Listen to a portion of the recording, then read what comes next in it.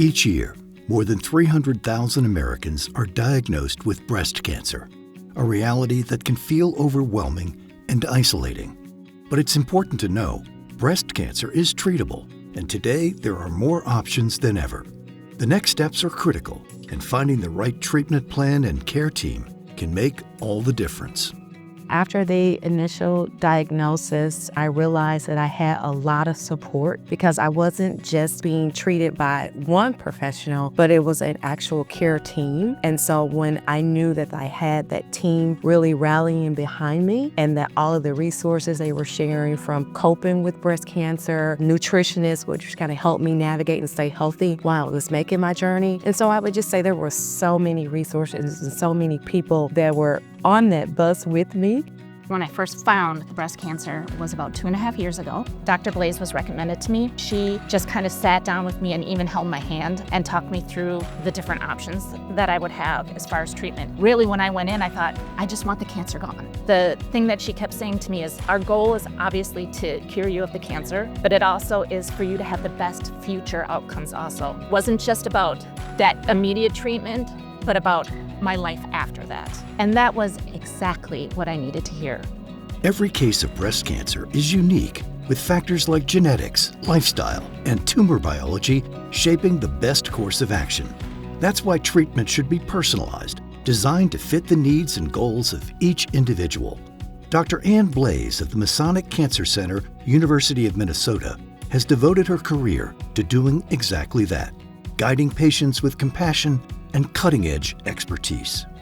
When I meet a patient for the first time, I take into account themselves and who they are as an individual person. I think it's really important to know something about the patient, to know what they like to do when they're not in the clinic, because my whole goal of treating their cancer is really to keep them doing those other things, as well as to get to know who they are as a person and what kind of support they have around them, but also then look at the characteristics of their cancer itself. So initially we'll look at the size of the tumor, the lymph node status, we'll look at whether it has spread to other organs. And from there, really take a look at the actual biology of the cancer. These help us kind of figure out the different subtypes of breast cancer, as well as what kinds of things we need in order to try to treat and make your cancer go away. Dr. Blaze, the nurses, my PAs were all there treating the whole person and not just the cancer. And being part of the study felt great because I wasn't just helping myself, it was helping lots of other women after that. Dr. Ann Blaze and her colleagues are conducting pioneering research that spans every phase of cancer care, from early detection and diagnosis to treatment, recovery, and long-term survivorship. Their work is reshaping how we understand and manage cancer at every step of the journey. On the screening side of it, I work with collaborators who are doing work to understand how the environment impacts cancer. They're also developing new tools to work with communities about messaging and tailoring messaging around mammography and how do we engage our communities that are underserved. We work with a group of national collaborators to have partnerships with industry to bring new drugs into development. Sometimes these come from an actual pharmaceutical company. Other times they are new things that are developed actually from our cancer center to come up with the best treatment with the goal of eradicating or killing cancer cells. What our team really does is partner with supportive care services to really connect patients to live well after that diagnosis. Teams of dedicated clinicians, researchers, and care providers are working tirelessly to advance breast cancer treatment, improve outcomes, and save lives. The Masonic Cancer Center at the University of Minnesota is one of the nation's leading cancer research and treatment institutions, recognized as a comprehensive cancer center by the National Cancer Institute. With a commitment to innovation and collaboration, it's transforming the way cancer is understood, treated, and overcome.